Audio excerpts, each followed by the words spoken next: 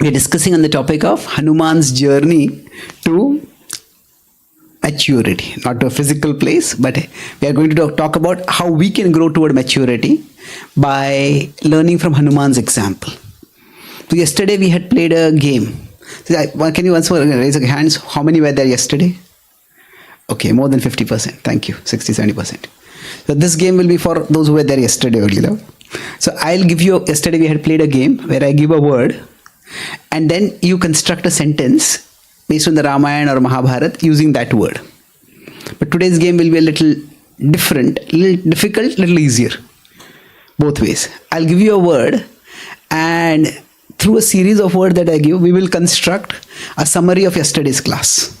So I'll give you a word and you can think of in what context that word can be used to connect with a point or especially a pastime, an incident that was described yesterday. Okay? Mischievous. Yes? Lord Hanuman, he wanted to, he thought that the sun god is cruel, so he wanted to go and grab, so that shows the mischievousness of a child. Yes, so Hanuman was, as a child, he was mischievous. Demigod? Yeah? He said there are two connotations to that, either sunny god, what Prabhupada uses, but the other connotation is where it's a child of a celestial being and a human. So yes. Hanumanji falls in that category. Yeah. Actually, later I thought about Hanuman falls in both categories verses. He is also a great devotee. He is a celestial being himself. But he is a devotee, so he is not officially having a position of a devta. So the second meaning is more appropriate. It's good. So, then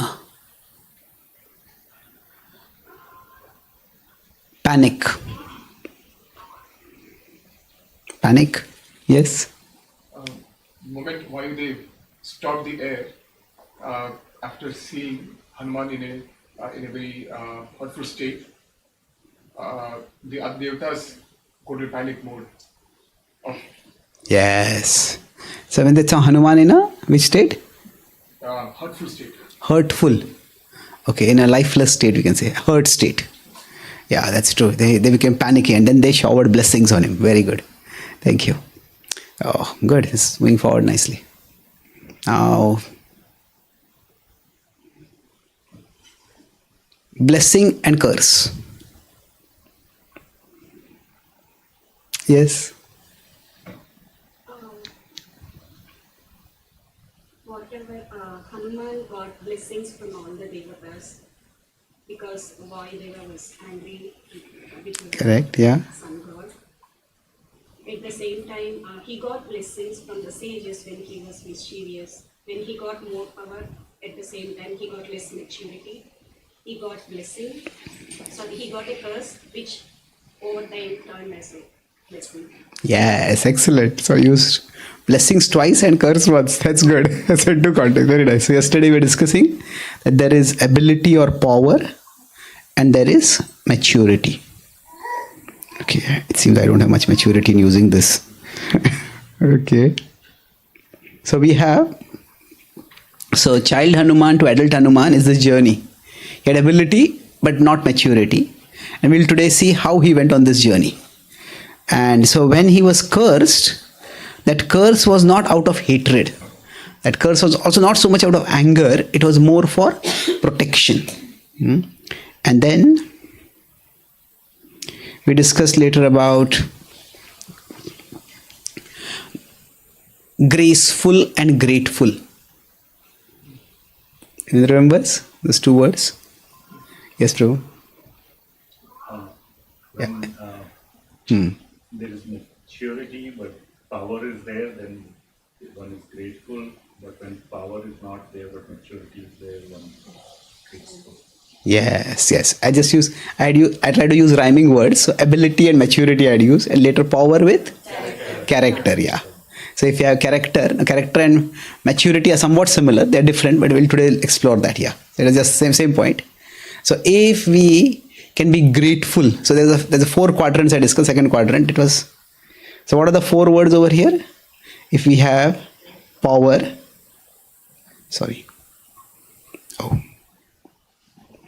if I have power, if we have character. So we have both, then we are grateful. If we have character and lack power, then we will be still graceful. Yes, Krishna, accept gracefully whatever happens. And if we have power but no character, yes, we'll become arrogant, prideful. And if neither, resentful. This is where, why is this happening? From resentful, we can also become hateful. We can become vengeful. Why should anyone else have anything good in life? Then,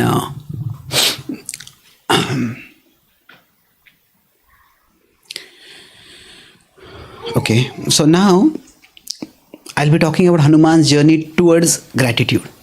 And so not gratitude, towards maturity.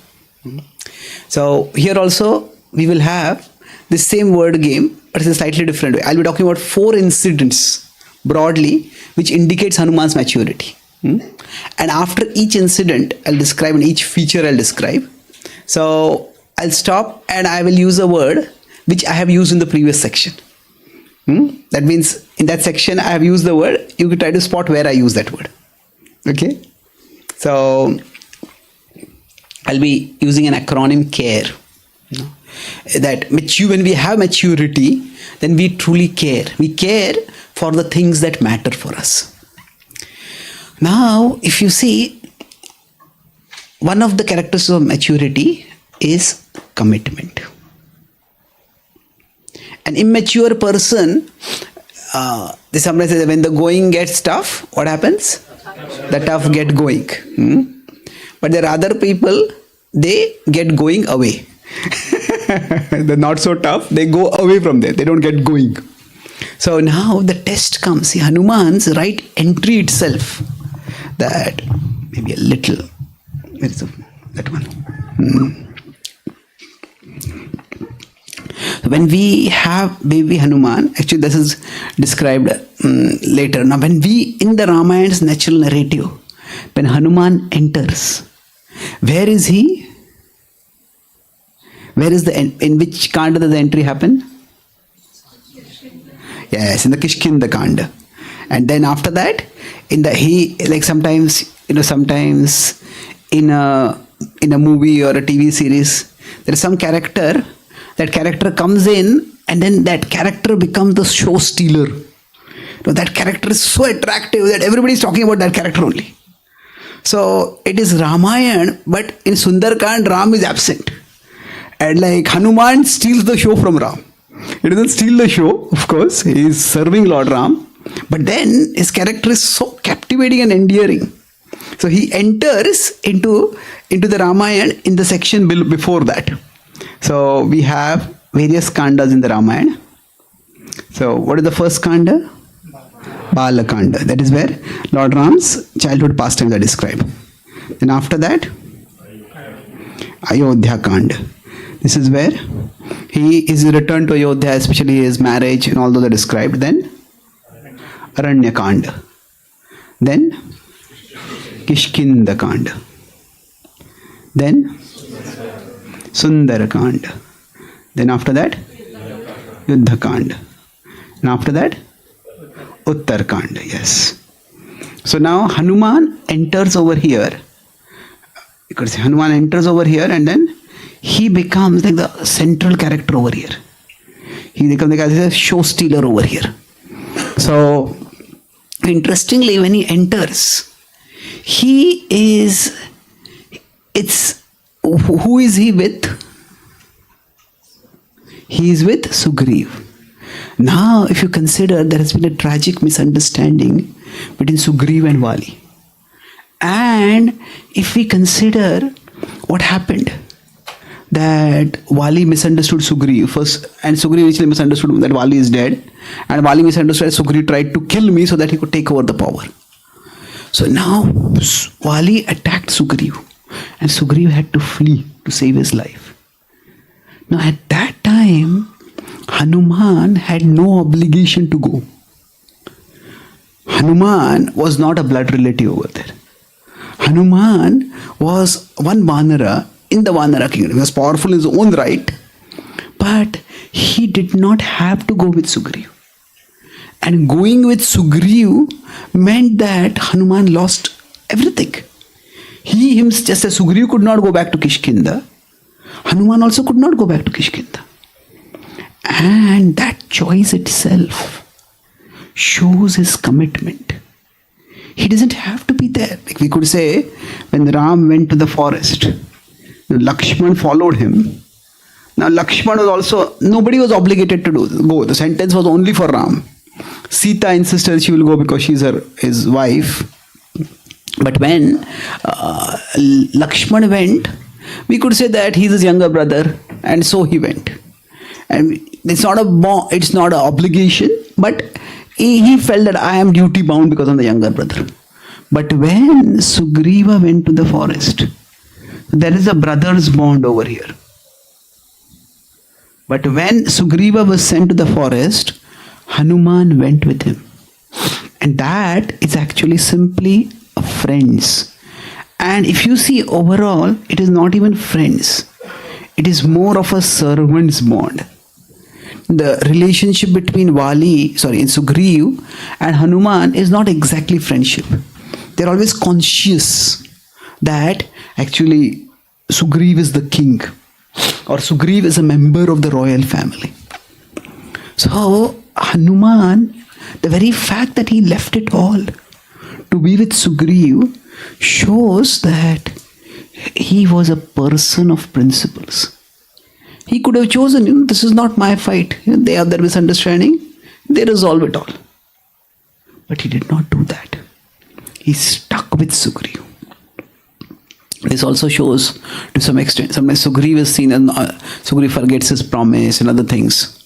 And sometimes Sugriva may not be seen as such a stellar character, such a good character. But the fact that Sugriva could attract friends like this, that also shows his character. So Hanuman and Jambavan both came with him, but we'll focus here on Hanuman. And in general, what is the opposite of commitment? Okay. One is abandonment. Let's see. Abandonment. Irresponsible. If committed is irresponsible. Right? Indifference, apathy. Non-committal. Not? Non-committal. Non-committal. Okay. That's a synonym. That's an antonym basically in terms of words itself. But how would non-committal be seen in terms of actions? Wishy-washy. Yes, wishy-washy we could say. Some people are like a chameleon. With whatever people you are, you take that form. And it's basically somebody who does not have commitment. For their primary criteria would be convenience. Now, whatever is convenient, whatever is the English word sometimes uses, expedient. Expedient is whatever is the easiest thing to do. So some politicians, they will blow whichever way the wind blows. Whatever position the voters want to hear, they will speak those words. And by that, it is said about politicians, before the election they shake your hands, after that they shake your faith.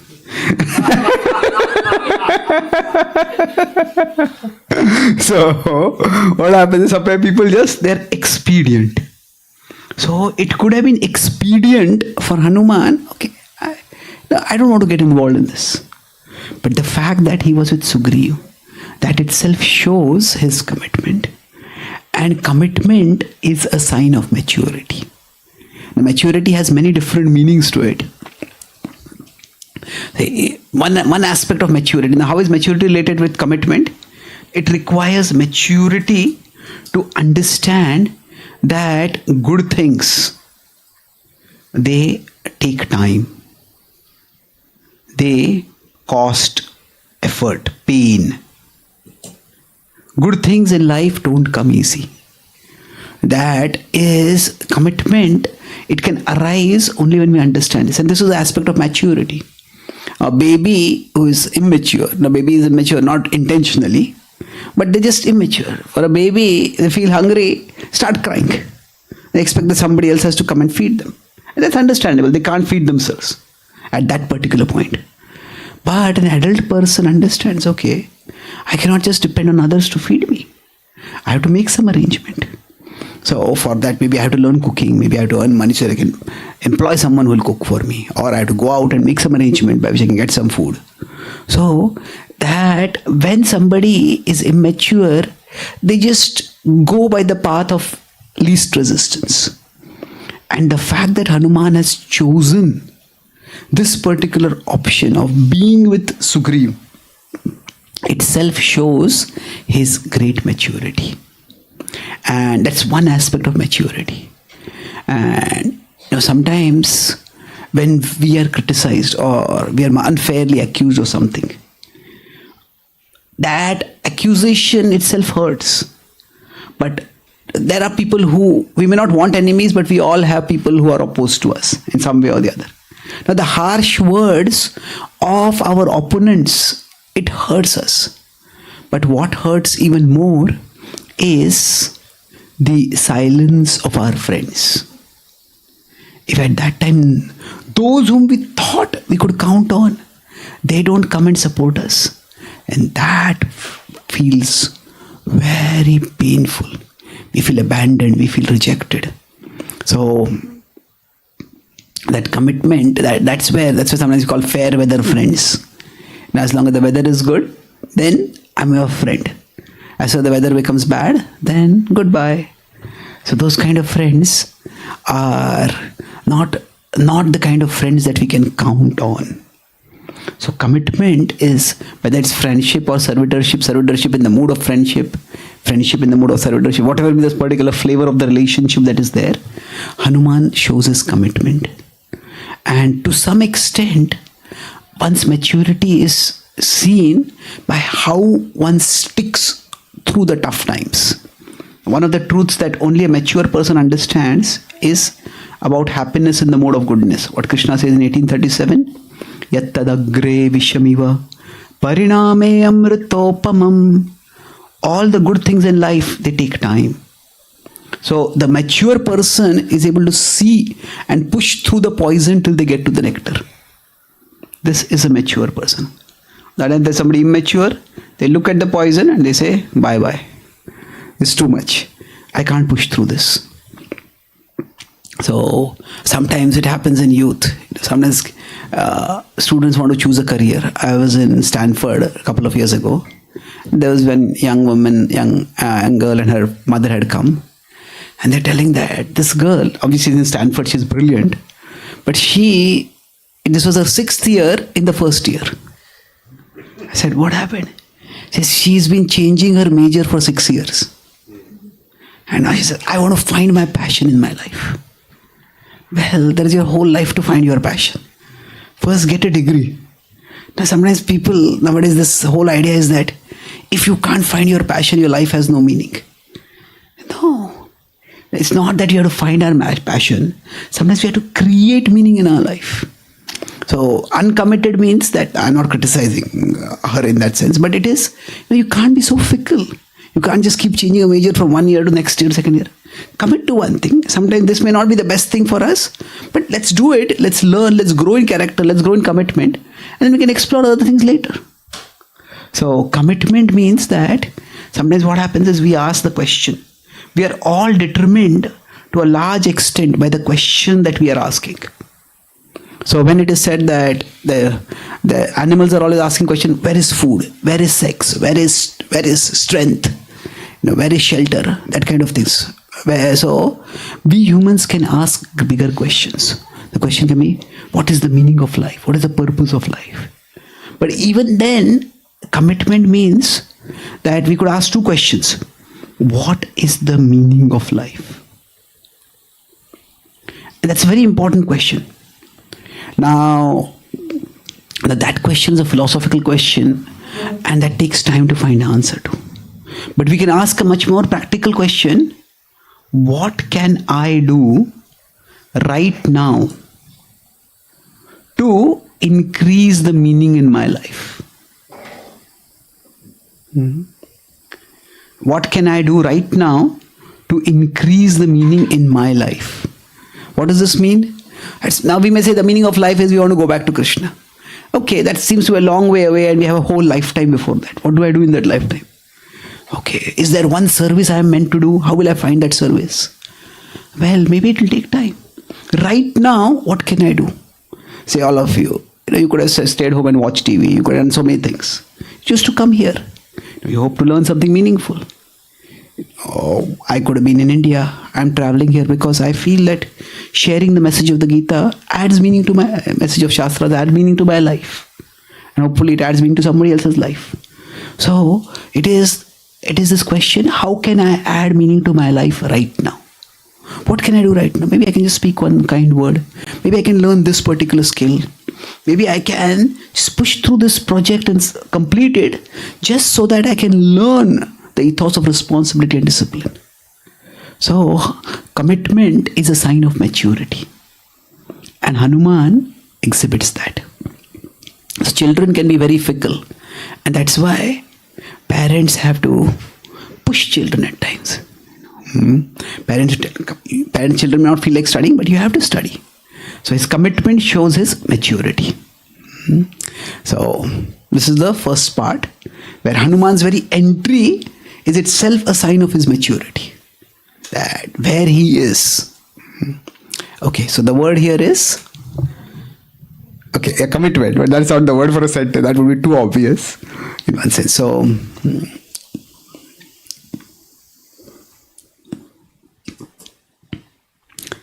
misunderstanding. Misunderstanding. Where was that word used just now? In what was described? Yeah, can you make a sentence good? The brothers had a misunderstanding where Bali misunderstood that Sugriva wanted to kill him by putting the stone on the cave. Yeah. Usurp the kingdom. Okay, true. Different misunderstanding. He thought Bali is dead and that's why he covers the cave. Duty bound. Thank you. Duty bound. Who was duty bound? Yeah. Hanumanji thought he was duty. No, Lakshmanji thought he was duty bound to serve the Ram, and he also followed Ram for his duty. Yes, very good. As contrasted with? You are on the right track right in the beginning. Yeah, Hanuman. Was serving. Yeah, so you could say that Hanuman was not duty bound because he was not a blood relative. But still Hanuman went, and that shows his character. Okay. So now after that, see Hanuman sometimes, if you consider a movie analogy, I don't want to remind you of movies. There are two ways you become Krishna conscious. One is you bring Krishna into your consciousness. So we bring Krishna into our consciousness. That means we hear Krishna's pastimes, we chant Krishna's name, we behold Krishna's beautiful pictures. And the other is we bring what is in our consciousness to Krishna. That means whatever things naturally interest us, we try to connect them with Krishna. So now, if we consider movies, most of us have probably watched movies, and we live in a world where the culture is shaped by movies. So often the entry of a character is quite dramatic, or it signifies how the character is going to be. So Hanuman's entry seems to be a bit undramatic over here. When Ram and Lakshmana are entering into Kishkinda, Ram is in agony, in pain, crying out, "Where will Sita be? Is she safe? She's not safe." And seeing this, Sugriva, he's out on top of the Nar mountain, and from there he sees, and he gets alarmed. Who are these people? See, when we see someone, we want to put people into some identifiable categories. Say, if somebody comes in and, is this person Indian? Is this person American? Or if this person is Indian, South Indian. Now, somebody looks like an Indian, but they have a very much American accent. Maybe it's an American Indian or Indian American or whatever category you want to put it. Sometimes it can't fit in categories. Then there's a little bit of a concern. So if we see somebody coming at night and that person looks like a relative. Okay, this person relative. But then we see they have a gun. Okay, this person impersonating my relative. Who is it? So when Sugriva sees, he says, oh, these people are dressed like sages, but then they are carrying weapons. Who are they? He becomes alarmed. Are these people sent by Wali to assassinate me? The way Sugriva is living, it's a very fearful state. He's constantly worried whether Wali is going to get him. And for Wali, it's very frustrating. It's that Sugriva, he wants to punish him, he wants to kill him, and Sugriva is right next to him. But he just cannot go there. Why? Because of a curse. So, when I was in Singapore, I was giving this class, and I said that, Wali felt about Wali felt about this Rishabh mountain and that area where Sugriva was there. Wali felt the way China feels about Taiwan. So he just could get there. But then Taiwan, also China going to attack in some other way. So then Sugriva went to Hanuman and he says, you find out who are they. So then Hanuman went there. And now Lord Ram is in agony. And the first thing that happens is that as Hanuman approaches them and Hanuman speaks, that his words are so sweet, so soothing, that Hanuman speaks a few words, introducing himself, asking who they are. He doesn't tell his original identity, but he just speaks very sweetly. And Ram turns towards Hanuman, so it's Lakshman, and he says, whoever this person is, this person must be learned in all the Vedas. This person must be brought up by wonderful parents. This person must have great samskaras from a previous life. Just by those words, he praises Hanuman so much. And this is where actually, if we consider, he talks about two things. And the gopis also talk about the same two things when they talk about Krishna. Madhuraya gira valguvakyaya. So Madhuraya gira is that Krishna has a sweet voice. And valguvakyaya. Valguvakyaya means pleasing, touching, loving words. So the most effective speech is where a person has a sweet voice and speaks very pleasing words. Now all combinations, some people may have a very sweet voice and somebody might be a great singer.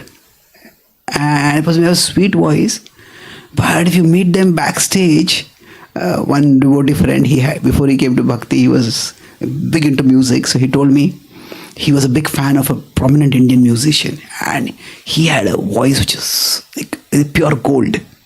So he finally got in that studio and he went on the backstage, he wanted to meet them.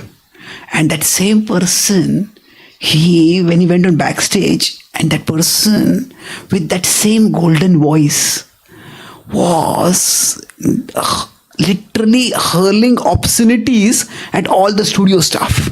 Like you might hear on the streets of some of the more violent areas in his cry. All kinds of obscenities, he said. It was just the biggest disappointment of my life at that time. Some people may have sweet voice and they sweetly speak hurtful words. Isn't it? So it's good to have a sweet voice. Now some people they can't be helped. They just have a raspy voice. Their voice is maybe because of some speech deformity or whatever, throat problem or whatever.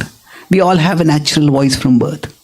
Now we can't control how sweet our voice is, but we can try to speak in a way that is pleasing. So Krishna says, Anudvegakaram Vakyam. He says in 1715 that the character, that the austerity of speech, it doesn't say speak sweetly, because that's not in our control. In the sense that our voice is not sweet. We can try to speak sweetly in the sense that We can speak words that are pleasing, that are encouraging, that are appreciative. So Hanuman, he falls in this category. He has sweet voice and he's speaking pleasing words. And life is tough. We all can find faults with each other. And there are many faults to find with each other also. But if we can just appreciate and encourage each other, now one encouragement can just change the spirit of a person. Maybe you can, sometimes, you speak some word of appreciation and the other person will say, you made my day today.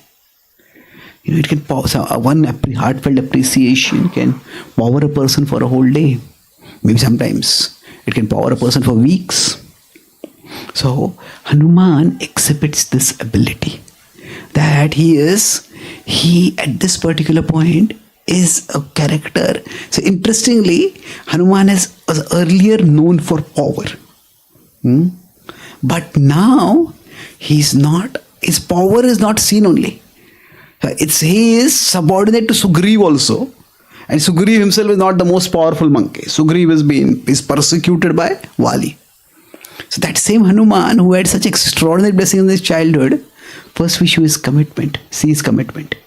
And then we see he's praised for his sweet speech. And then what Hanuman does is, he ensures that there is an alliance formed between Ram and Sugriva. So what was the acronym we were discussing?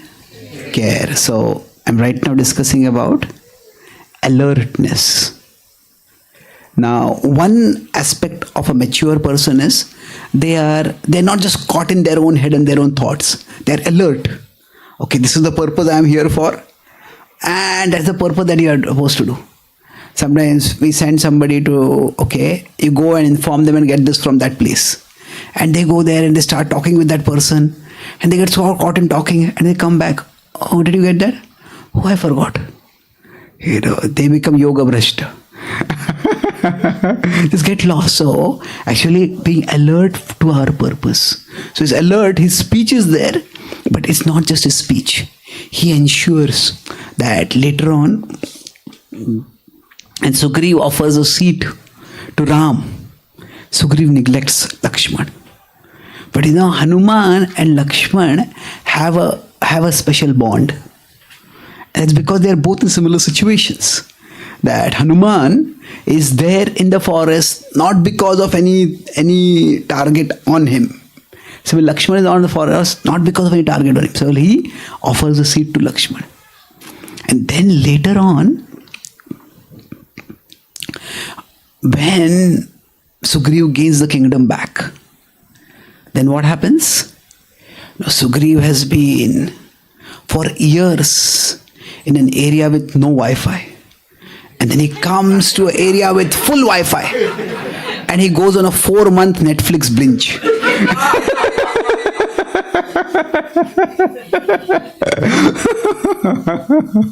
So he just forgets everything. Sarva dharman parityajya maya mekam sharanam praja. So now, as those 4 months go forward, come to the end, then it is that Hanuman alerts him. Actually, 3 people alert him. First is Hanuman alerts him. Then Tara alerts him. And then after that, Lakshman. Lakshman just alerts him. Lakshman agitates him. Lakshman is agitated and he agitates him. But either way, at that particular time, the true friendship is when the friend is in trouble, we stand by the friend when they're in trouble.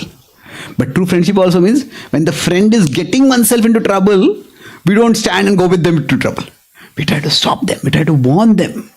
That is also friendship. So his alertness is seen. Now here I'm talking about alertness primarily in terms of his relation. So first, when he enters, at this particular point, he doesn't have a relationship with Ram. So it is generally a person's character, a person's maturity, a person's virtues, they are seen in relationships. It's in isolation. I can be very humble when there's no one with me. Isn't it? What does it require? There's an American comedian, he said, I love humanity. It's only human beings I can't get along with.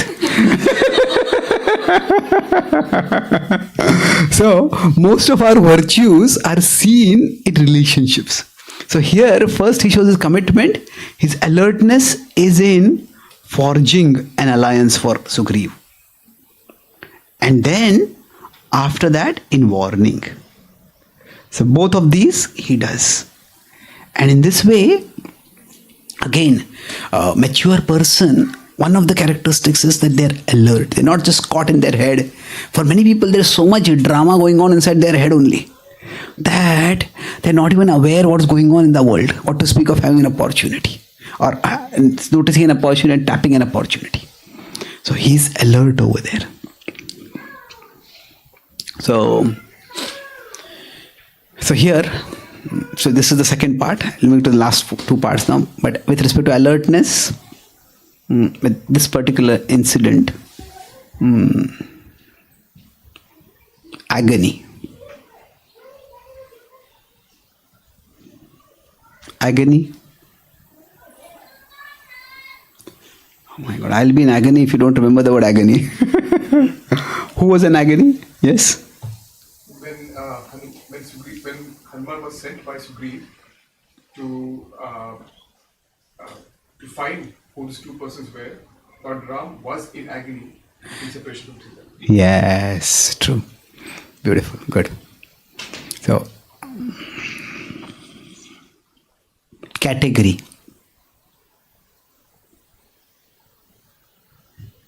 Okay, maybe category is a little complicated word over here. It's a simple word, but to put in its context is yes. Prabhuji, Lakshman and Hanumanji were in the same category. Superb. Excellent. They're the same category. Actually, I didn't think of that sentence. I had a different sentence in mind.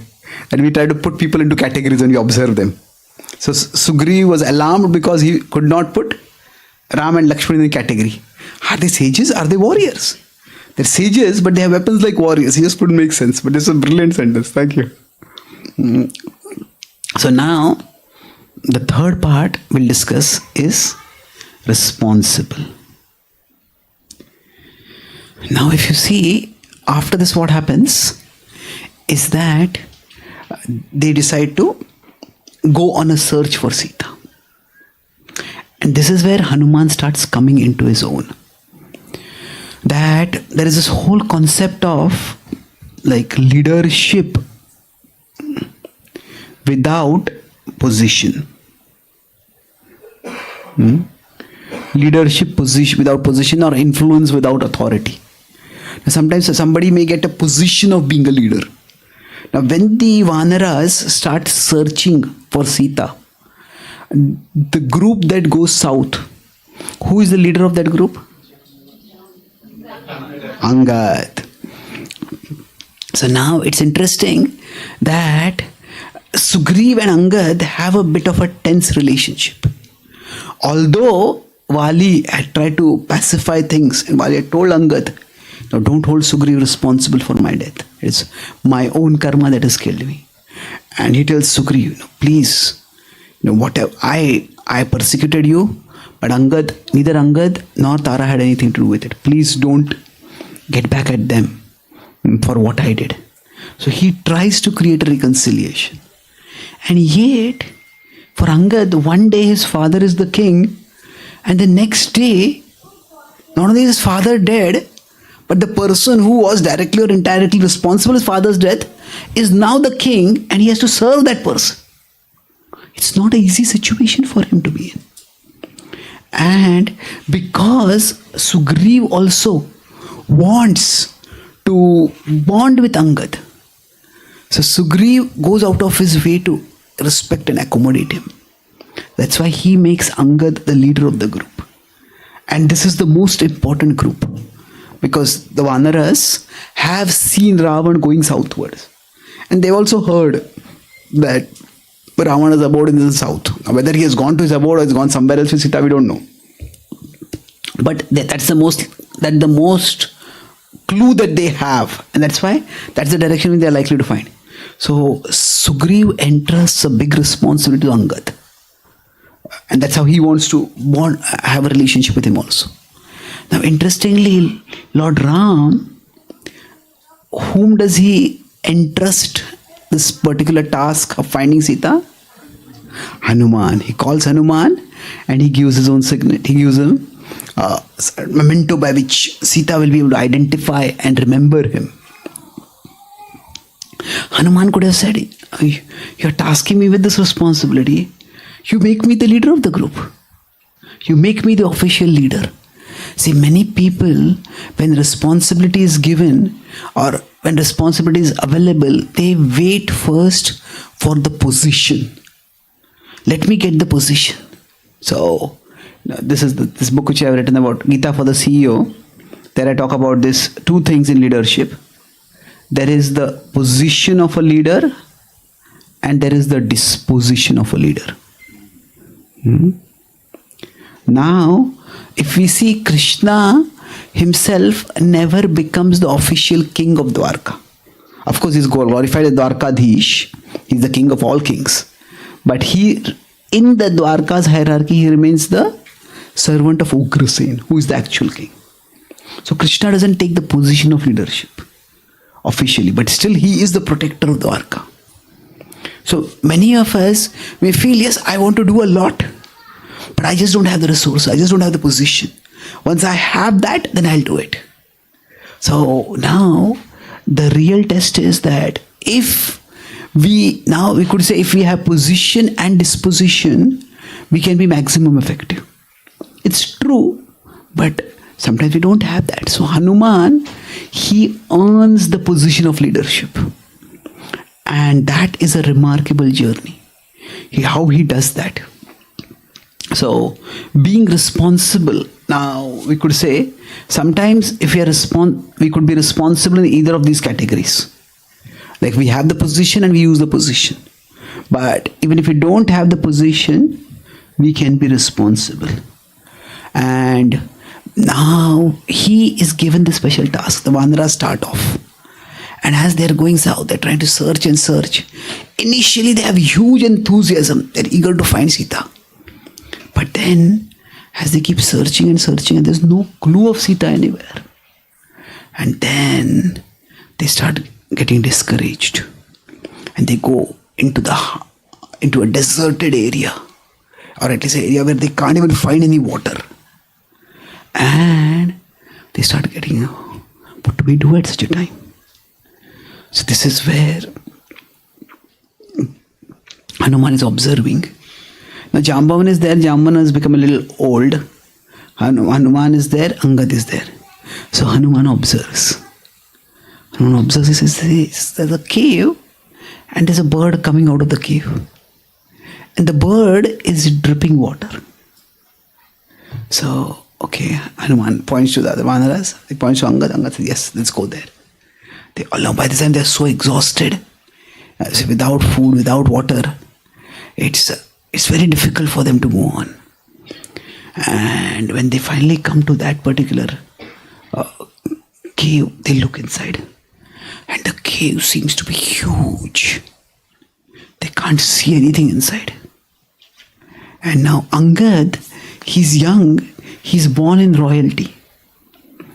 And they respect him because he is the prince. But still, when Vali was the king, Vali was so powerful that nobody would dare threaten Kishkinda. That's why Angad does not have much experience of real world war. He's very powerful. He is a hero. And he has not led anyone on an expedition like this. He just doesn't know what to do. So Hanuman, without sidelining Angad, without minimizing his position, gently suggests, let's all hold each other's hands and go inside so that nobody gets lost in the cave. And they all start going inside. They go in and in and in. For a long distance they go into that cave. And finally they see a light over there. And as they come closer, okay, what is this light? And they see that there is lush greenery and there are fruits and there is a lake and there's wonderful water over there. And the Vanaras start running in to try to eat and drink. And Hanuman says, wait. Let's try to find out what this place is. And he keeps everyone to wait, and then look around and they see that there is a yogini sitting over there. She's sitting with the effulgence coming from her body. And she looks very serene. And Hanuman goes there and offers her respect, gives respects to her. Who is this yogini? Sorry? Okay, Anasuya is whom? Ram, Lakshman, Sita meet earlier. This is Swayam Prabha. Swayam Prabha is a celestial maid. She said that she has been, Indra long ago had an Apsara for whom he had created a replica of heaven on the earth. And then later on that Apsara went with him to heaven, and she wanted to have this as a retreat center. No, she said she had interested Swayam Prabha as the person to take care of it. And she explains all this. She says, you have come here, the servants of Ram, you can have whatever you want. Swayam Prabha has some mystical power. She is from the heavens. She recognizes who they are. And then the Vanaras eat, and they eat and they drink water and they get rejuvenated. And then Angad turns. It's been a long, long way, and said, how do we go back from here? Can you tell us the way? And Swayam Prabha says, Indra has arranged so that anybody who comes in here will never be able to go back. So you're telling this to us now? He said there is so much heavenly wealth over here that there will be many from earth who would come here and plunder the wealth and take it all away. Therefore it's arranged, this path is arranged in such a magical, mystical way that anybody who comes in here will never be able to go out. Now Angad gets angry. Tell us how to go out, otherwise. Hanuman says, calm down. Gently Hanuman taps on his shoulders. He says, and we saw that bird going out. His birds are no threat to the treasure here. Yes. So we are also not a threat. We don't want any of this wealth. We may not be able to go, but I'm sure you have the power. You please help us come out of this. And we are only here to serve Lord Ram. We have no interest in the treasure over here. You have helped us, you have given us food, you have given us water, we are grateful. Please bless us so that we can go on our mission. So what Ram said earlier, Hanuman's sweet speech, pleasing words, that's not just a one-time observation. That is what Hanuman uses over here. So sometimes when we have to get things done, we can try to use force, and that's required at times. But generally, trying to force others to do things, it over a period of time backfires. Unless we can actually connect with them and with our earnestness, with our sweetness, appeal to them, we can't really push forward. So responsibility is like leader is supposed to have power. But the biggest power leader is supposed to have is not just over others. Leader needs to have power over one's own temper, one's own emotions, one's own speech. And that's the responsibility that Hanuman shows over here. And Swayam Prabha says, yes, I can help you.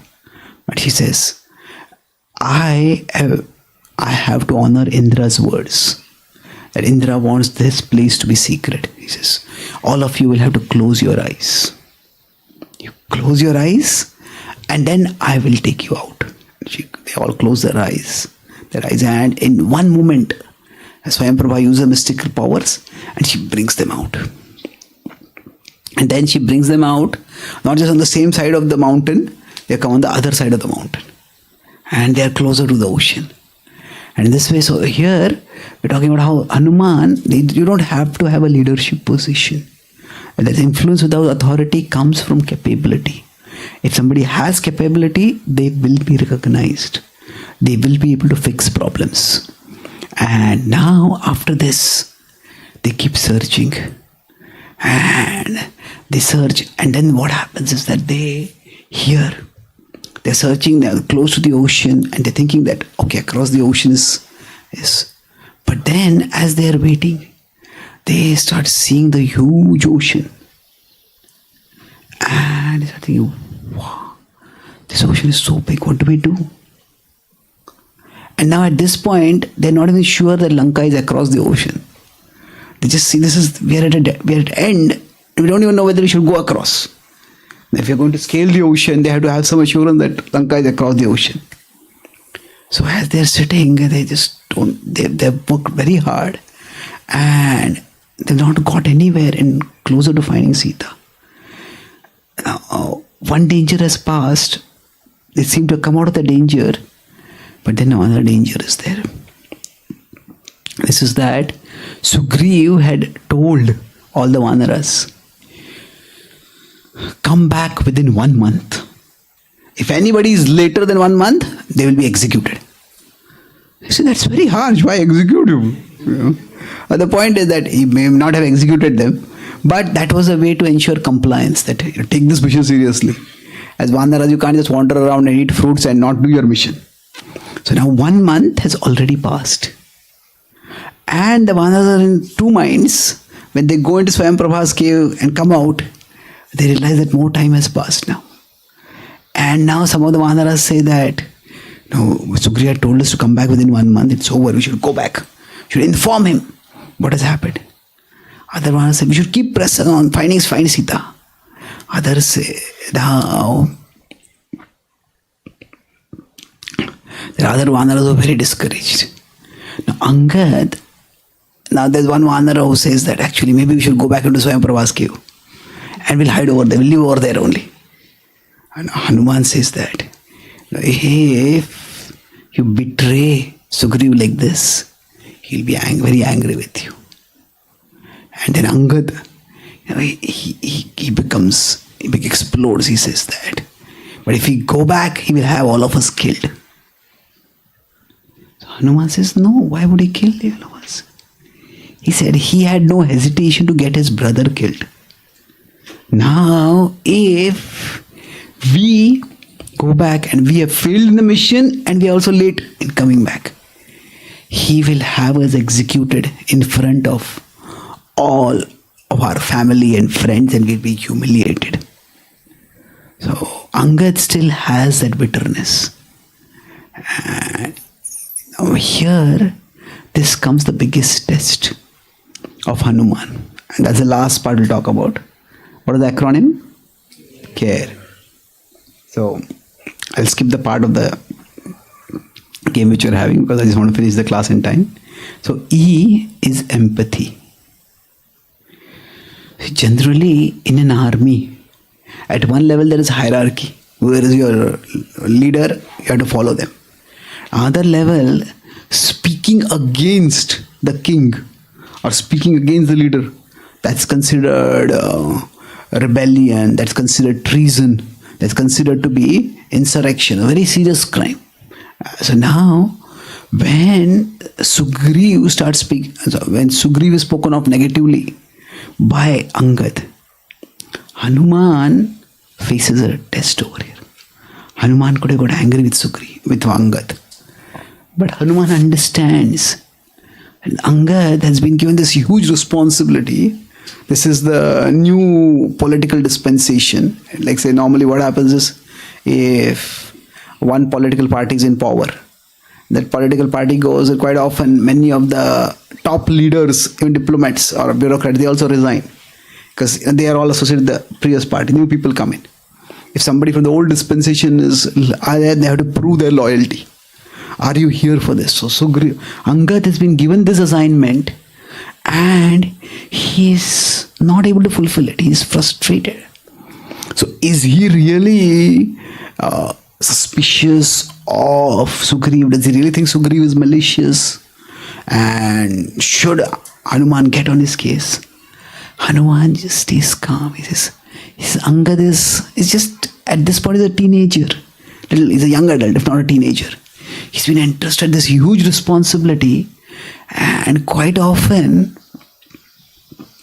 anger or even hateful speech or hurtful words, they come not from they can come from two different places. They can come from a place of enmity. That or they can come from a place of insecurity. The two are very different. Enmity is where that person wants to destroy us and they're just venting it out. They're just bringing it out at particular times. But sometimes they can come from a place of insecurity. Somebody spread some nasty rumor about us. Now, what kind of person would do something like this? It's a terrible thing to do. But they could do it because they hate us, they are enemies. Or they could do it because, I thought that, you are so good now. If everybody respects you, then nobody will care for me. And I'll be lost. And I feel great fear because of that. Now, that's not a good thing to do. But some action coming from a place of insecurity is very different from action coming from a place of enmity. Everybody has insecurities in their life. So, Hanuman tries to pacify the one. Says, Sugriva is a just ruler. And let's try to stay calm. Let's make a decision what to do. See, any big expedition, any big project that we try to do, there'll always be differences of opinion. And now, when there are differences of opinion, there's a problem. How do you solve a problem? Sometimes sometimes you just can't solve a problem. Especially the problem that comes from difference of opinion, the only way to solve that is that Krishna sends a bigger problem. And that bigger problem forces us to forget our differences and unite to face that problem. So the Vanaras, some of the Vanaras, especially those who are Angad, they say, we are not finding Sita, we have searched and searched. And we cannot go back. We'll be humiliated, we'll be executed. Say, better that we end our life here. Says, we will fast to death. And so there is this act, suicide. Now, interestingly, everything can be in the three modes. So there can be suicide in Sattva Guna. Now, how can suicide be in Sattva Guna? Normally we'll think it's Tamas. That's true, it's in Tamas normally. But suicide in Sattva Guna means that if a person feels that there is no point for me to live anymore, then they decide that I will no longer maintain my body. Just stop eating and stop drinking. Now, that can be done out of frustration, but that can also be done out of enlightenment. Now, some sages, traditionally this is called as Prayavrata. Prayavrata. The first sannyasi in ISKCON who got Parkinson's was an Indian sannyasi named Narmada Maharaj. So he went to Vrindavan, and it was incurable for him at that time. This was many years ago. So he just stopped eating food. So some of his godbrothers, senior said, please eat something, Maharaj. He said, this body is meant to serve Krishna. If I cannot serve Krishna, why should I maintain this body? And then I think he fasted for something like 33 days, and then he very gracefully left his body. So Prayavrata is very different from suicide. Suicide is often where people use some artificial means to end their life. But it is naturally we stop many. So the Vanaras decide that we are just going to fast to death. And as they stand in a row, now Hanuman is trying to pacify them. Hanuman is trying to encourage them. But things are just going out of control. And not all the Vanaras sit there. But now Hanuman is torn. Should I just go back? I keep searching. Should I abandon these Vanaras? And at that time, a giant vulture comes over there. Or a giant vulture-like being starts walking over there. He's not even walking properly, they're doddering and walking us. And he starts looking at all the Vanaras and licking his lips. He says, today I'm going to feast. And the Vanaras start panicking. They have decided to die, but still, it's one thing to know that I'm going to die, it's another thing to know that as soon as I die, my body is going to be ripped apart by someone. Or before I die, only the body is going to be ripped apart. Who knows? So the Vanaras start panicking, and then Angada speaks, alas, it seems that we are going to fail in our service to Lord Ram despite our best efforts, just as the valiant Jatayu failed in his service to Ram. Now, there is this whole thing called coincidence. Nowadays, the word coincidence is not so much common. In New Age, there's another word called synchronicity. Any of you heard this word? Synchronicity is where multiple things happen at the same time. So sometimes when it is that coincidences are God's ways of staying anonymous. Krishna sometimes does something just by making two things happen at the same time. So now, Angad, why would he remember Jatayu at this particular time? And why would he speak about Jatayu? That itself shows that how Angad was also dedicated, devoted to Ram's service.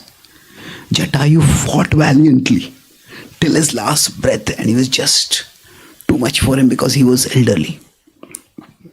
And Angad is thinking about Jatayu at a moment when he's about to fast to death and he sees this giant vulture going to eat them up.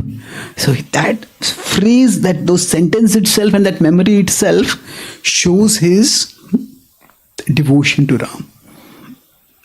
And Hanuman, he could have antagonized Angada, he could have fought with Angada, he could have criticized Angada, but he saw it, he's frustrated. But he basically still has that disposition. He wants to serve. He wants to serve Ram. He wants to be of a system. He's just frustrated. So everybody in life gets angry. And sometimes anger is not because the person is short-tempered. Anger is just because the person cares so much. Our anger shows how much we care. Now, of course, anger is not the only way we show how much we care. If that is there, then that's not good. But Sugriva, Hanuman, by his empathy, he keeps Angada. Although Angada doesn't stop from wanting to end his life, but Angada still, that service attitude is not lost for him.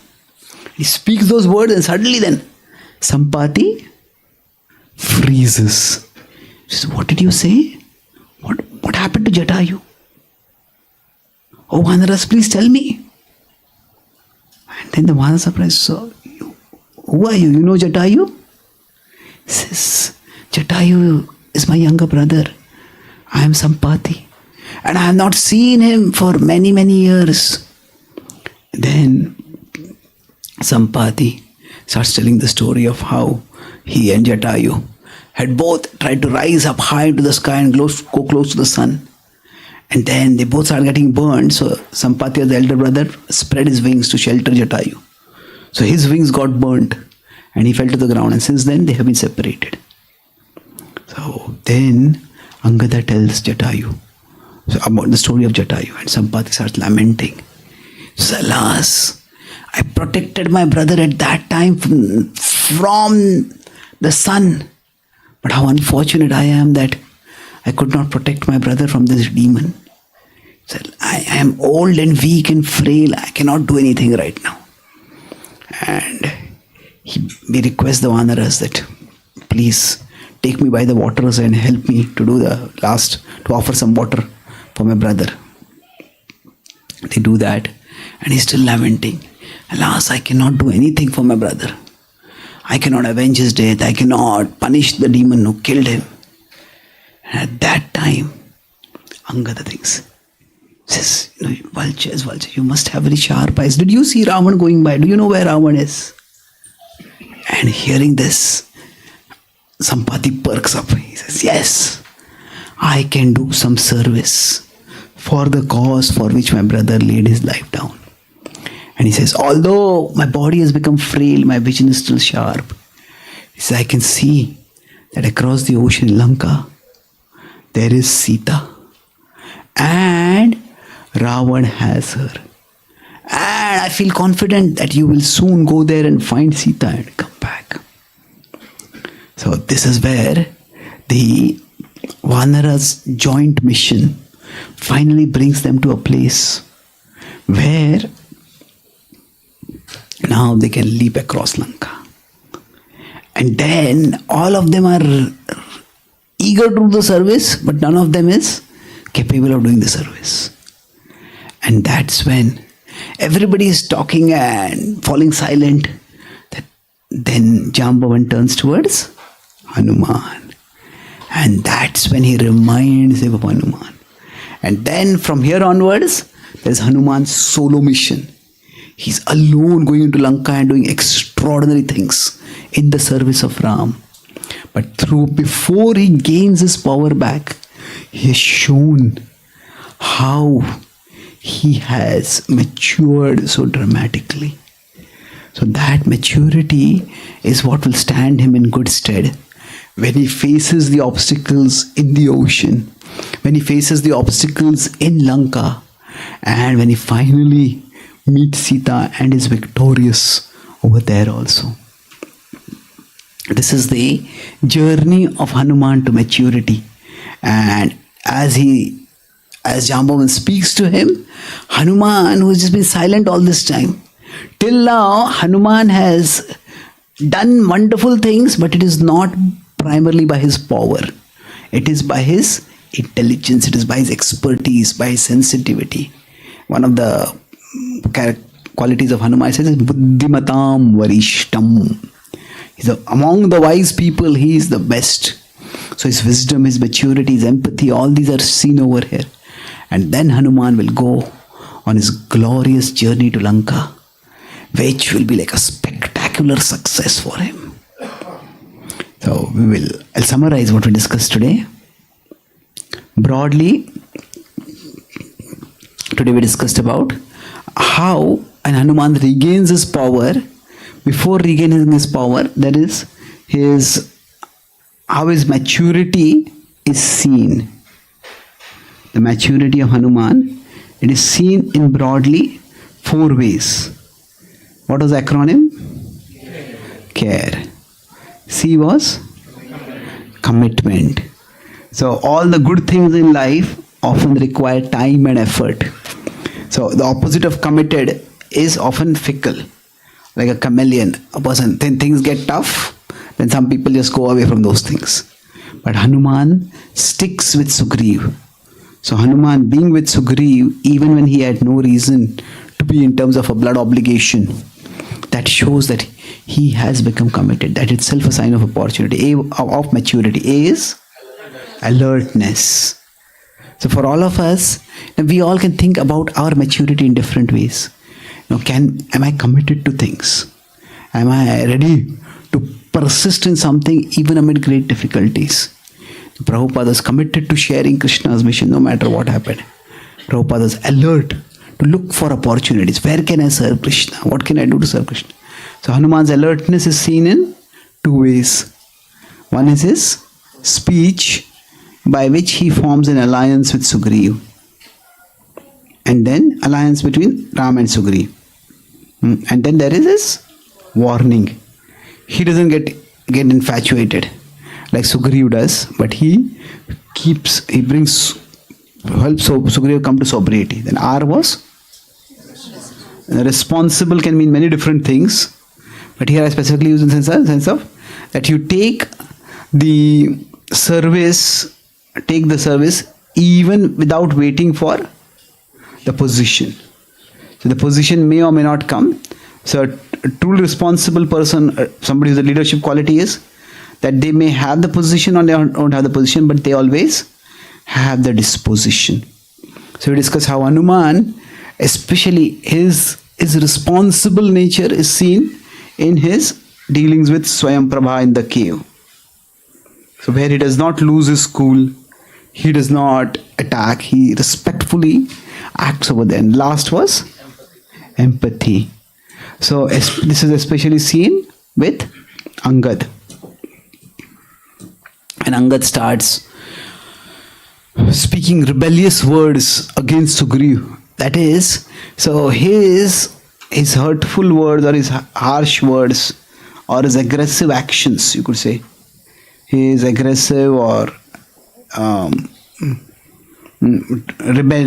treasonous words, whatever you want to use, those come not from a place of enmity, they come from a place of insecurity. So sometimes when somebody speaks something which is very shocking, you say, how can you speak like this?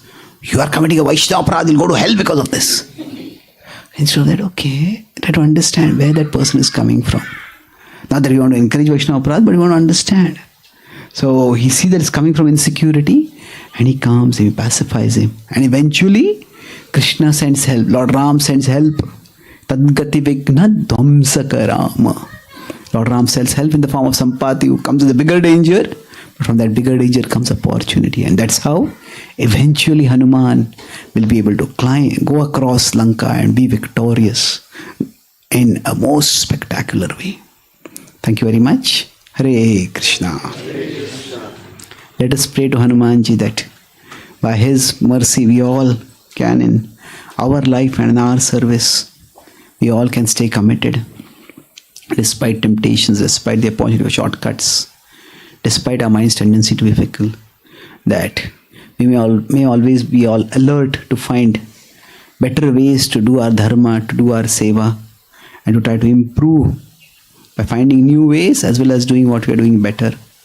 And let's pray that we can be responsible so that we don't complain, that we don't have the facilities, but that we tap whatever opportunities we have without waiting for the position. And then when we are working with other devotees, with other people, other family members, rather than judging them and condemning them, we can all have empathy by which we can help them go through difficulties and not just get break down but rise up stronger and better.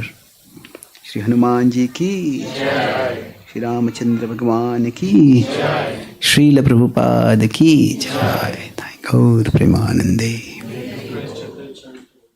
Thank you. Do we have a few minutes for questions?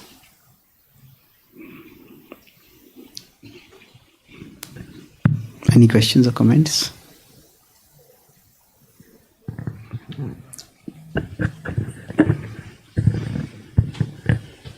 Hare Krishna Prabhuji, thank you so much for the wonderful class and enlightenment with all the Hanumanji's qualities. I have a question. In one of the slides you mentioned about Krishna consciousness in two ways. Can you please go back to that slide, Prabhuji? And can you please explain the difference between those two? Yeah. Mm-hmm. I'm flattered that you consider these to be slides.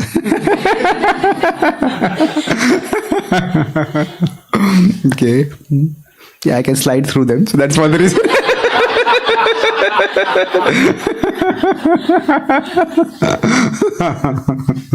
So now,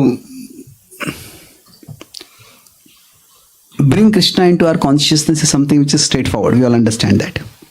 That it basically means that we come to a temple, we go to a holy place, and that's how we bring Krishna into our consciousness. So now, what does bring what is in our consciousness to Krishna mean? It means, it can mean two broad things. One is that when we live in the world, there are certain internal things. Internally, we are attracted to certain things.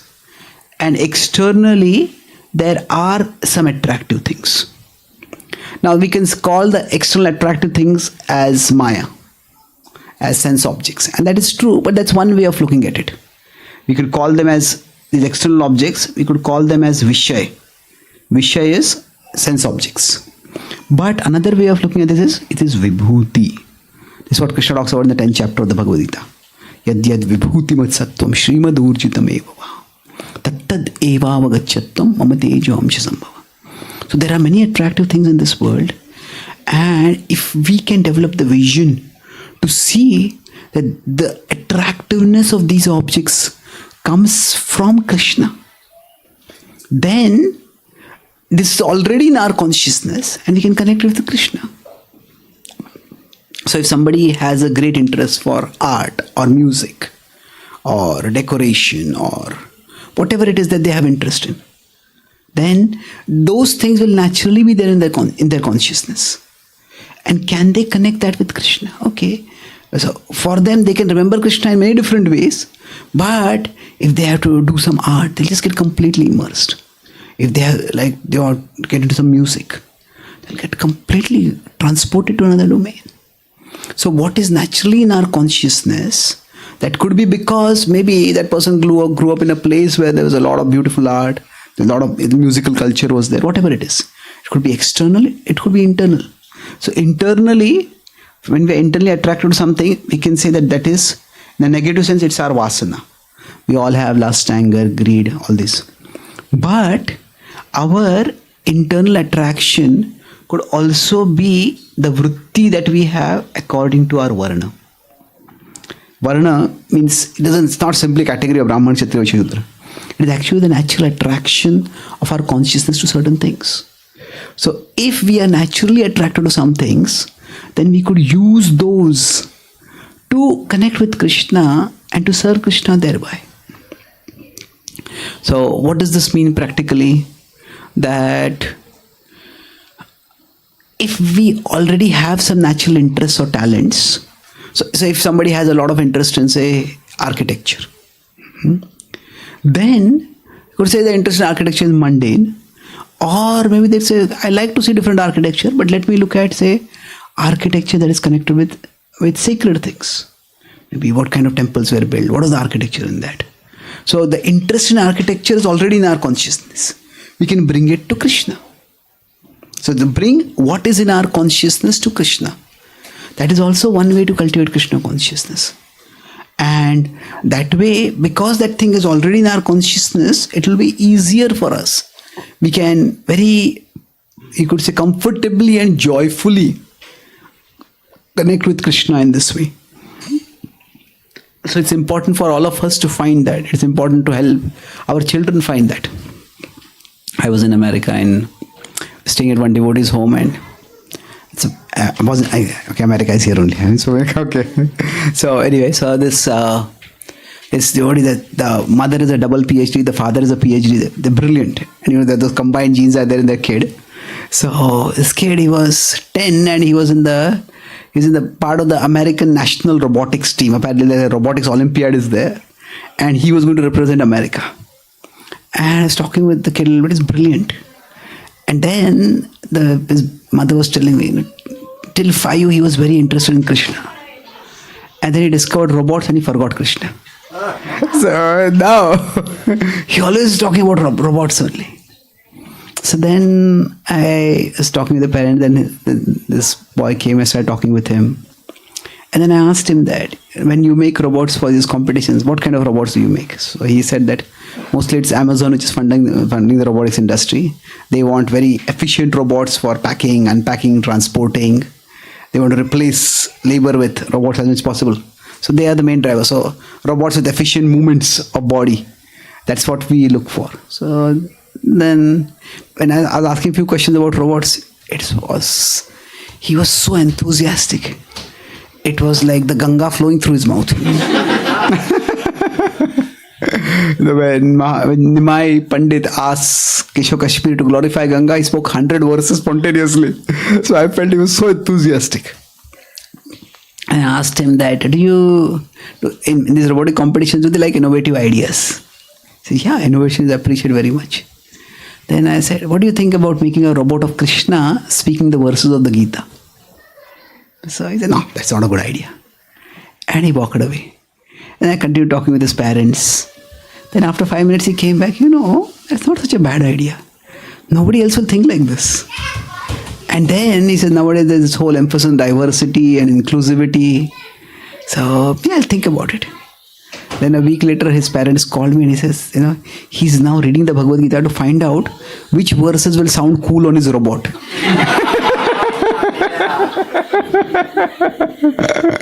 So the idea is that if there are some things which you're naturally attracted to, we don't have to simply dismiss them as mundane. Sometimes we have to be a little more creative in seeing how those things can be connected with Krishna. So let's bring what is in our consciousness to Krishna. Okay? Thank you very much.